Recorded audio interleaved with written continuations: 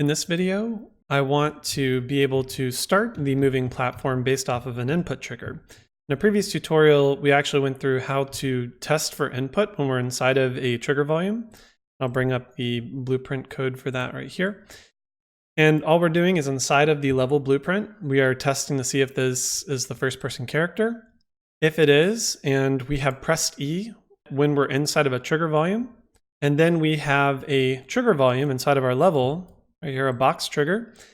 And if the player, right, the first person character, or you could get the player pawn and test if it's the player, that would be fine too, just like we do up here.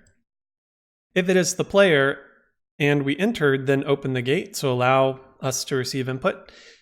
If we exit, close the gate, don't allow input. And if we press E, allow it to continue through, which we're testing with our toggle visibility right here. Right, so all I want to do is when I enable input right there and I press the key, I want to start the platform. In order to do that, we need to think about what we need.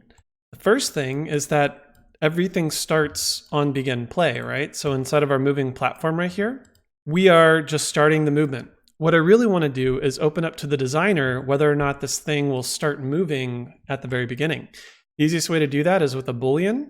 So we're going to create a new variable, and we're going to call this activate on start. And it is kind of nice that the default is a Boolean, but if it's not, you can always change the variable type here to Boolean. And additionally, we do want to open that up to the designer, so you can click instance editable. And I believe that's it. Now we need to make a check. And on begin play, we're going to do our other stuff, right? Scale our speed and whatnot. And right here, we want to do a branch because we want to test if activate on start is turned on. So I'm going to get this over here. It's enabled and it returns true, right? So if it is activate on start, then I want to start the movement. Otherwise, don't start the movement. And then at any point in time, through other scripts maybe, we can call start movement over here and it will just start regardless. The other thing we need to do right here is we need to go back, compile, and save. We want to set our default over here. I do think that we should usually activate on start, so I'm going to leave that as default. And if the designer decides this one they want to trigger through a special case scenario, they can always come over here and turn it off, which I'm going to do. I'm going to click over here, and as long as you compile saved and you set the default previously, you see activate on start. I'm going to disable that. And we can save and see what happens. See how this one over here is starting and this one is not. Okay, so that's the first half of our problem. And now that we've locked that out, what we want to do is be able to call the start movement right here from some other place. And in this case, I think it makes sense to call it from the level blueprint. And the reason is because we may have some special case scenarios. In this level, there's a computer terminal that starts the platform or opens the door. Over here, it might be a button on a thing. I think because I don't know what it's going to be, and it might depend on the level implementation, then I don't want to put that on the blueprint, but I do want to be able to call the blueprint from something else. So I'm going to go into the level blueprint that I already set up over here, and I'm going to move this over here. And what we really want to do is we want to do a thing and then do another thing. So right here, I'm toggling the visibility. I think what I really want to do is do a flip-flop. So exit. I'm going to do a flip-flop node. And when I press the trigger, I want to do something, which is start movement, right? So you could start typing that in, but we're not going to see it yet. And the reason is because we need to pull off of our blueprint class. So right now, this is the light, and I just want to bring this back with set active and say when we receive the input and we're allowed to turn the light on, new active is on. And when we're not allowed to, I'm just going to copy paste this down here. The new active is off.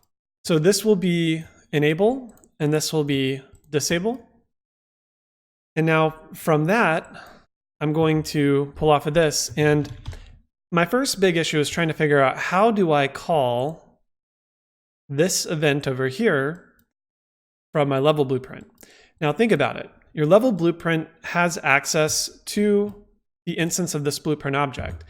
If I can get this blueprint object into my level blueprint, then from there, I can go down into there and then find the event and call it.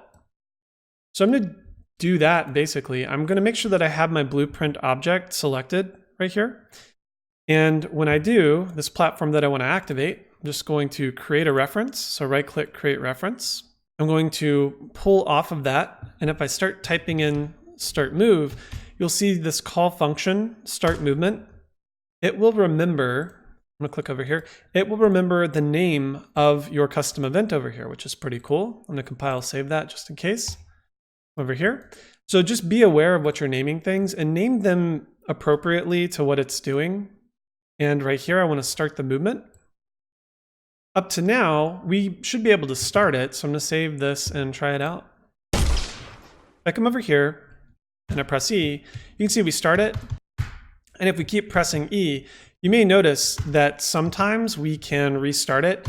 And what's happening here is if it's already going, we're just telling it to continue to play, which is, fine. But when it's going in reverse and we hit play, let's look at our logic. What it's doing when we double click here, it's starting movement and telling it to play to go forward. So this is fine. Every time we call it to go forward, it's not going to do anything. But once it's reversing, if we try to call start movement again, then it's going to reverse back to forward, right? So I think the next thing that we want to work on is how to actually reverse the movement, or let's say start and stop the movement, and then make it keep track of direction properly. And then we want to be able to come over here in game, press E again, have it stop, press E again, have it continue, and have it continue in the proper direction. Up to now, we have triggered a start movement on a platform, which is pretty cool. And we've also learned that we can call events from a level blueprint into a more specific actor blueprint, as long as we have a reference inside of our level blueprint to that actor blueprint.